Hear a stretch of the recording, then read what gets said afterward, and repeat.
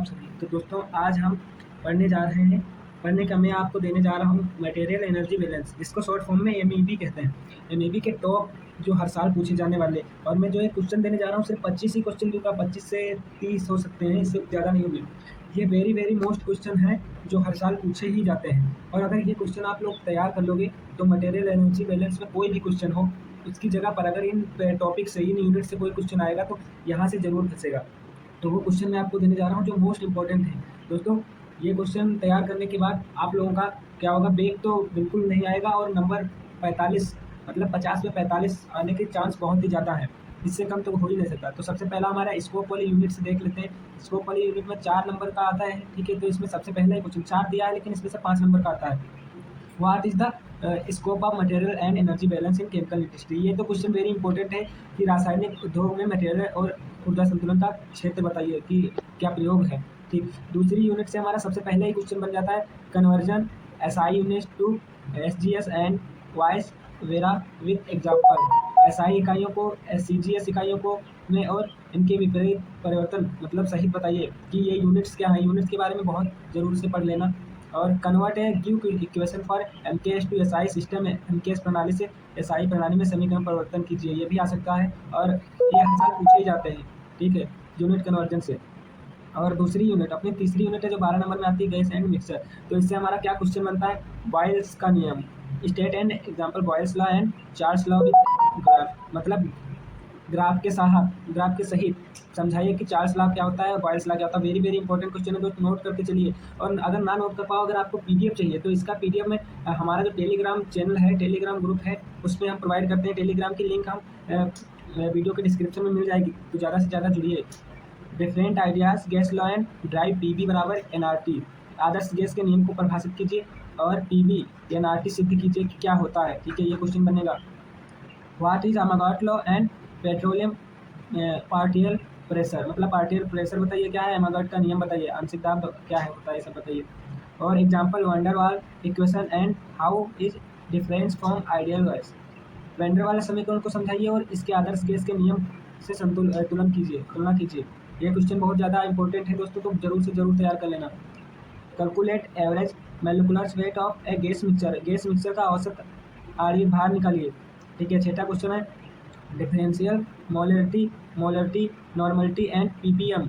Molarity normality और ppm में अंतर बताइए, ये आ सकते हैं क्वेश्चन, ठीक है। इनके बारे में बहुत अच्छे से तैयार कर लेना है।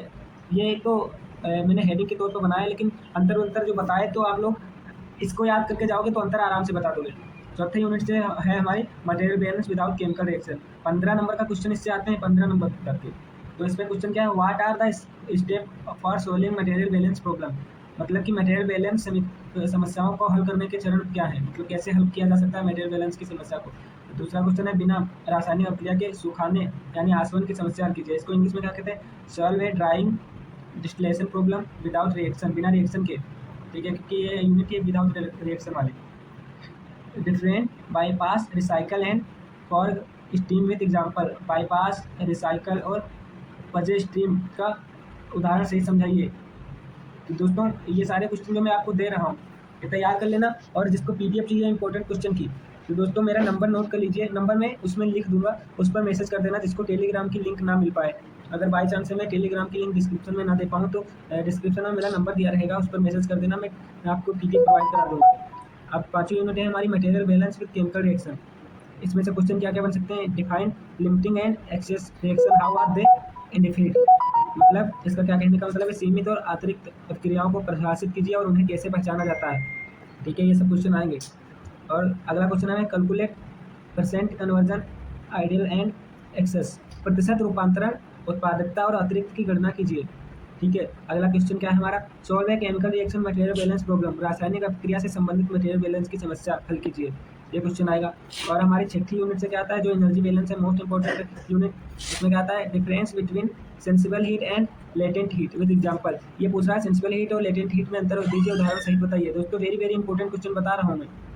अब अगला क्या आता है question, state Hess's law solve a heat formation problem. Hess का नियम समझाइए, निमार्पा उष्मा की एक समस्या हल कीजिए। निर्पाण जो उष्मा है उसकी एक समस्या हल कीजिए। और तीसरा क्वेश्चन क्या है, calculation heat of reaction from specific heat and compression data, विशिष्ट ऊष्मा और दहन डाटा से अपक्रिया की ऊष्मा निकालिए, दहन अपक्रिया से डाटा से अपक्रिया की ऊष्मा निकालिए। तो दोस्त वेरी वेरी इंपॉर्टेंट क्वेश्चन है।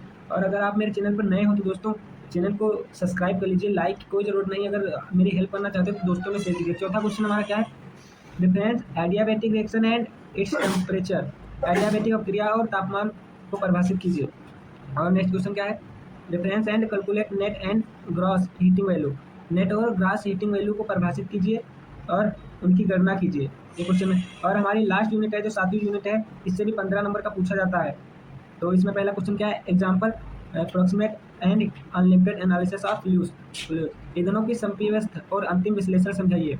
दोस्तों मैंने इंग्लिश और हिंदी में दोनों प्रकार से आपको लिख कर दिया है ताकि हिंदी और मीडियम के और इंग्लिश मीडियम के बच्चे दोनों को भी कोई प्रॉब्लम नहीं होगी।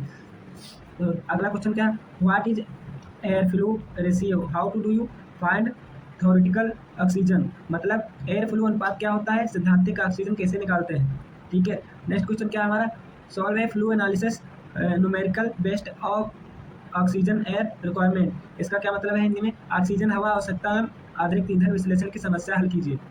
ठीक है, नेक्स्ट क्वेश्चन हमारा क्या है, what is the oxidation of sulphur and its effect in fuels, sulphur और इसके यौगिकों का ऑक्सीकरण क्या है, ईंधनों में क्या प्रभाव डालते हैं। ठीक है, तो ये हमारे आज के सारे क्वेश्चन थे।